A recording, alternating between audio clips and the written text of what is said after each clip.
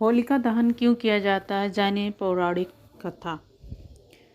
होलिका दहन भक्त प्रहलाद की याद में मनाया जाता है। भगवान श्री कृष्ण के काल में इसे त्यौहार से रंग जुड़ गया और इसे उत्सव की तरह मनाया जाने लगा। आओ जानते हैं भक्त प्रहलाद की कथा। एक बार असुरराज हिरण्यकश्यप विजय प्राप्ति के लिए तपस्या में लीन था। मौका देखकर देवताओं ने उसके राज पर कब्जा कर लिया।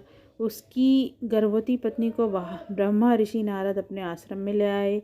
वे उसे प्रतिदिन धर्म और विष्णु महिमा के बारे में बताते। यह ज्ञान गर्भ में पल रहे पुत्र प्रहलाद ने भी प्राप्त किया।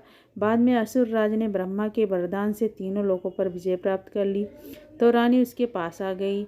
वहाँ प्रहलाद का जन्म हुआ। बालावस्था में पहुंचकर प्रहलाद ने विष्णु भक्ति शुरू कर दी।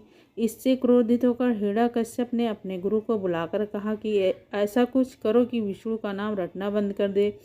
गुरु ने बहुत कोशिश की परंतु वे असफल रहे। तब असुरराज ने अपने पुत्र की हत्या का आदेश दे दिया। उसे विष दिया गया, उस पर तलवार से प्रहार किया गया, विषधरों के सामने छोड़ा गया, हाथियों के पैरों तले कुचलवाया, पर्वत से नीचे फिकवाया, लेकिन इस कृपा से प्रहलाद का बाल भी बाका नहीं हुआ।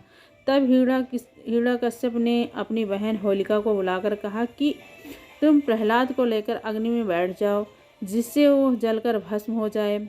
होलिका को वरदान था कि उसे अग्नि